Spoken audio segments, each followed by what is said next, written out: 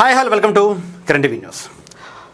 ప్రశ్నని లాగితే డొంకంతా కదిలింది. బాగుంది కదా. ఇదే ఇప్పుడు మన పుండాకూరు ప్రశ్న గాని లాగితే డొంక మొత్తం బయటపడింది అనేది బయటకు తెలుస్తూ ఉంది. ఆడి ఫోన్లో ల్యాప్టాప్లో ఉండేటువంటి విషయాలు చూస్తుంటే పోలీసులు కూడా ఆశ్చర్యపోతున్నారట. అలాంటి సంచలనమైనటువంటి అప్డేట్స్ అన్నీ కూడా వాడిస్తారు. మర్చిపోయానండోయ్, వీడు ఒక స్టేట్మెంట్ ఇచ్చాడు, అది మీకు గుర్తుందో లేదో. ఈవిడ కూడా ఇచ్చేసింది. ఏంటంటే ప్రశ్న పుండాకూరగడ్డ నిరాహార దీక్ష చేస్తున్నాడు, 3 రోజుల నుంచి ఆహారం కూడా తీసుకోలేదు, పచ్చి మంచినీళ్ళు కూడా ముట్టుకోలేదు అని. ఎప్పుడు డే 1 రోజు అరెస్ట్ అయినప్పటి నుంచి డే 4వ రోజు మళ్ళీ అరెస్ట్ అయ్యి సెంట్రల్ జైలుకి వెళ్ళే వరకు కూడా పచ్చి మంచినీళ్ళు ముట్టుకోలేదని.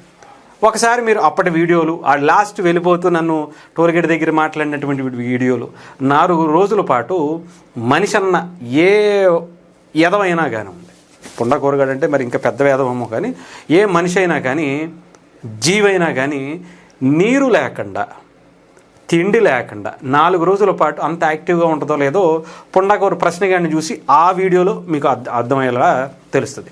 ఎంత ఈజీగా అబద్ధాలు ఆడతానంటని చెప్తున్నా అంతే. జస్ట్ ఇకపోతే విషయానికి వస్తా.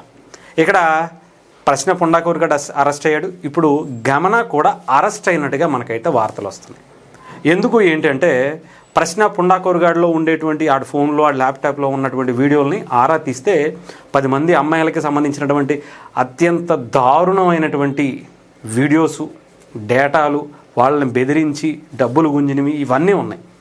దాంతోపాటు ఈ అమ్మాయి కథ కూడా బయటకు వచ్చినటువంటి పరిస్థితి అయితే ఉంది. ఈ అమ్మాయిని కూడా విచారిస్తున్నటువంటి పోలీసులు వాళ్ళు కూడా చాలా ఇప్పటికే కలెక్ట్ చేసి ఉన్నారట. వీళ్ళిద్దరూ కలిసి, ఈ అమ్మాయి యాక్చువల్గా ప్రశ్న యూట్యూబర్ గాడికి ఈ అమ్మాయి CEO, ఈ యాంకరే, ఈ అమ్మాయే CEO. కథ అంతా నడిపించినటువంటి కథ అంటే పాత్రధారి, సూత్రధారి, స్క్రీన్ ప్లే, డైరెక్షన్ అంతా కూడా ఈమె అన్నట్టుగా ఇప్పుడు తెలుస్తూ ఉంది. ఈమె రాసిచ్చినటువంటి కంటెంట్నే వాడు చదివాడు అన్నట్టుగా వాడు చెప్పాడట.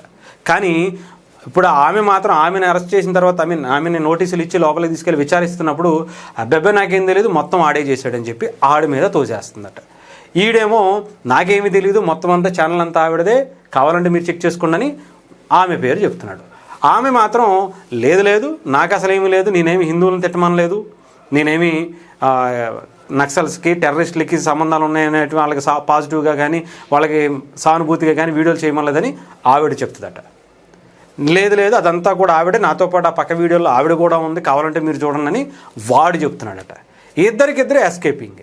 ఇవన్నీ కూడా ఇప్పుడు పోలీసులు తేరుస్తున్నటువంటి పరిస్థితి. గమన వెనకాల 2 IASలు, ఒకళ్ళిద్దరు IPSలు కూడా ఉన్నారు, కొంతమంది నాయకులు కూడా ఉన్నారు. ఆమె ఫోన్లో కూడా 2 IAS నెంబర్లు కూడా ఉన్నాయట. ఎమర్జెన్సీ కాంటాక్ట్ కింద ఒక IPS నెంబర్ కూడా పెట్టుకుందట. ఇంకా విషయానికి వెళ్దాం. ఇగోండి, ఇక్కడ వచ్చినటువంటి వార్త మీరు చూడొచ్చు.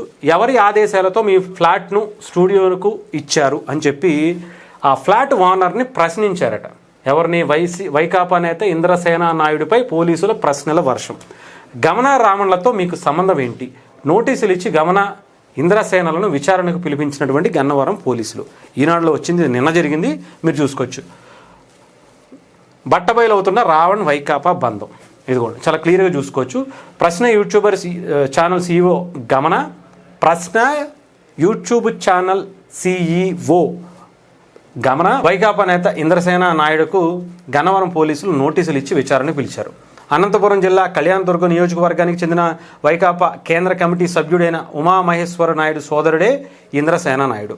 బచ్చలకూరి జోసఫ్ ఎలియాస్ రావణ్తో వైకాపాకు ఉన్న బంధాన్ని ఒక్కొక్కటిగా బయటకు వస్తున్నాయి. శనివారం బెంగళూరు వెళ్ళినటువంటి పోలీసులు ఆదివారం విచారణకు రమ్మని గమన ఇంద్రసేనలకు నోటీసులు ఇచ్చారు. వీరిద్దరూ ఆదివారం సాయంత్రం విచారణకు హాజరయ్యారు. మహిళను సాయంత్రం 6 తర్వాత విచారించకూడదనే నిబంధనల కారణంగా ఆమెను వెనక్కి పంపించారు. ఇంద్రసేన మాత్రం కాసేపు విచారించి తిరిగి వీరిని సోమవారం ఉదయం రమ్మని. మరోవైపు గమన CDRను పోలీసులు విశ్లేషిస్తున్నారు. ఆమె ఎవరితో టచ్లో ఉన్నారు, ఎవరి నుంచి ఎక్కువ కాల్స్ వస్తున్నాయనే అంశాలపై దృష్టి పెట్టారు. ఇంద్రసేన ఫ్లాట్లో స్టూడియో ఉన్న రావణుడికి సంబంధించి వాళ్ళిద్దరికీ ఎవరు కలిపారు అనేటువంటిది ఇక్కడ ప్రధానంగా అడిగారు. రావణ్కు ప్రశ్నలతో పాటు మరో 3 యూట్యూబ్ ఛానల్స్ కూడా ఉన్నట్లు పోలీసులు గుర్తించారు. ఇవన్నీ హైదరాబాద్లోని వేర్వేరు ప్రాంతాల్లో నడుస్తున్నాయని, వీటిలో ప్రధానమైనటువంటివి ప్రశ్న ఛానల్ మాదాపూర్లో భాను ఎలైట్ అపార్ట్మెంట్లోని 302 ఫ్లాట్లో నడుస్తుందని, ఇక్కడే పలు వీడియోలు చిత్రీకరించి అప్లోడ్ చేస్తున్నామని, ఛానల్ కోసం గమన కూడా పలు షోలు ఇంటర్వ్యూలు చేశారని, ఫ్లాట్లో వైకాపా నేత ఇంద్ర నాయుడుని పోలీసులు దర్యాప్తులో తేలిందని, మైనింగ్ కార్యక్రమాల కోసం వినియోగిస్తున్నట్లు తెలిసిందని, గత వారం ఈ ఫ్లాట్లో గన్నవరం పోలీసులు సోదాలు చేశారు. రావణ్ సతీమణి సమక్షంలో తనిఖీలు చేసి పలు డిజిటల్ పరికరాలను స్వాధీనం చేసుకుని విశ్లేషణ నిమిత్తం ఫోరెన్సిక్ ల్యాబ్కు కూడా పంపించారు. ఈ కార్యాలయాన్ని ఎందుకు ఇచ్చారు? ఇంద్రసేన నాయుడు గన్నవరం పోలీసులు అడిగినటువంటి ఆదివారం రాత్రి విచారించినటువంటిది మొదటి క్వశ్చన్ ఇదే. మీకు ప్రశ్న అలాగ పరిచయం. కర్ణాటకకి సంబంధించినటువంటి మాగంటి గమన, ఆ అమ్మాయి పేరు మాగంటి గమన అని తెలుస్తుంది. ఆ అమ్మాయికి మీకు ఎలా పరిచయం? ఆ అమ్మాయిని సీఈఓగా పెట్టి ప్రశ్న అనేటువంటి ఛానల్ని పెట్టి దాంట్లో రావణ్ అనేటువంటి ఒక పుండాకోరి గాడిని ఎందుకు పెట్టారు? ఇవన్నీ కూడా తెలిసేటువంటి పనిలో పడ్డారు. అంతేకాదు గమనను కూడా విచారణ అయిపోయిన తర్వాత ఈరోజు అరెస్టు చేసినట్టుగా కూడా వార్తలు అయితే మనకు వినిపిస్తున్నాయి. అంటే ఆ అమ్మాయి పూర్తిగా అతని మీద తోసేయటం, అతనేమో ఇక్కడ ఈవిడి మీద తోసేయటం, ఇవన్నిటి మీద పొంతలు లేని సమాధానాలు చెప్పడం వెనక వీళ్ళు ఏదో కావాలనే కొన్ని ఏదో ఆధారాలు కూడా తారుమారు చేస్తున్నారనేటువంటి ఆలోచనతో పోలీసులు అరెస్టు చేయడానికి సిద్ధమైనట్టుగా తెలుస్తుంది. దీన్ని ఇంకా అధికారికంగా ప్రకటించలేదు, కానీ ఆ అమ్మాయిని అరెస్టు చేయాలనేటువంటి ఆలోచనలు ఇప్పటికే పోలీసులు వచ్చినట్టుగా తెలుస్తుంది.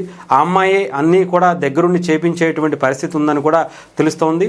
దీనికి కథ అంటే ఆంధ్రప్రదేశ్లో మతాల మధ్య, కులాల మధ్య, ప్రాంతాల మధ్య, ముఖ్యంగా పవన్ కళ్యాణ్ని టార్గెట్గా, అలాగే హిందూ మతాన్ని టార్గెట్గా, అలాగే అటు టెర్రరిస్టులకి ఇటు నక్సల్స్కి సానుభూతి క్రియేట్ అయ్యే విధంగా కంటెంట్ చేయటం వెనుక ఎవరున్నారు అనేది ఇప్పుడు తెలుసుకునేటువంటి పనిలో ఉన్నట్టుగా అయితే తెలుస్తుంది. కీలక విషయాలు రాబట్టబోతున్నారు. కర్ణాటకలో ఈమెకి ఇక్కడ ఆ ఇంద్రసేన నాయుడికి అనేటువంటి వాళ్ళ వ్యక్తులకి ఎలా ఉంది సంబంధం? వీళ్ళిద్దరికీ కర్ణాటకలో ఏం పని?